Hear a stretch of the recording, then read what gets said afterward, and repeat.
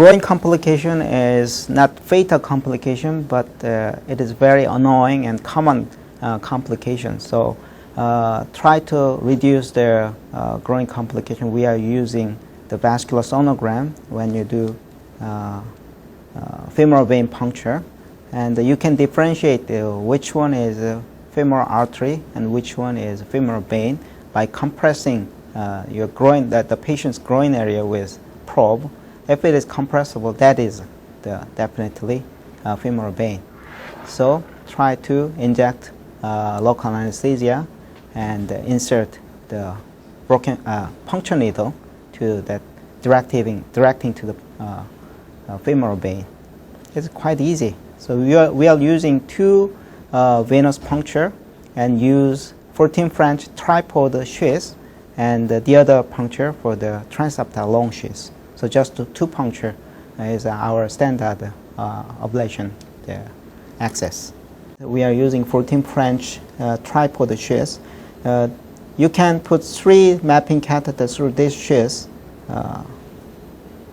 So that's why that we are using just 2 puncture. But to make sure this sheath is very tough, especially dilated very tough. So make an incision and push the sheath gently and slowly. And when you push the sheath, you can try to move a guide wire freely and check it repeatedly. If guide wire is bent, you can move this guide wire freely. That means your sheath may damp to the venous wall. If you push more, probably you will make a disaster. The AF catheter ablation, probably the fellow's most difficult first hurdle might be how to put this duodecapolar catheter inside of coronary sinus. This catheter is 20-pole and deflectable. So if you rotate the handle clockwise, the catheter make a curve. This catheter is very useful to map the coronary sinus, also the right atrial free wall altogether. Also, you can deliver cardioversion energy with this electrode. But the difficult part is how to put this tip of the catheter inside the coronary sinus. So I would like to give you my tip. First of all, you can move catheter to the right atrium first, and then try to make a curve, and make a full curve, and push in, push in, push in. So make this position, like this position. But depending on the catheter tip position, sometimes you can luckily engage coronary sinus, but sometimes not. So make a figure 9 position in LAO first. That is first tip. And second step is make RAO view. And then catheter might stay like this. If in RAO view, catheter position is like this, if you push catheter, you cannot engage the CS. If this position, your catheter will move to the right ventricle. So if your catheter is here like this, how can you move to anteriorly?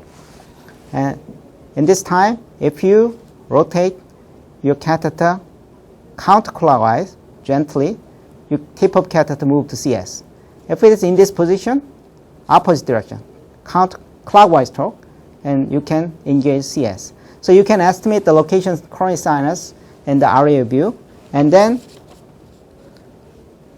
back to the LAO view, and gently push the catheter slowly. And if you feel your catheter is engaged the proximal coronary sinus, open the curve slightly and push more.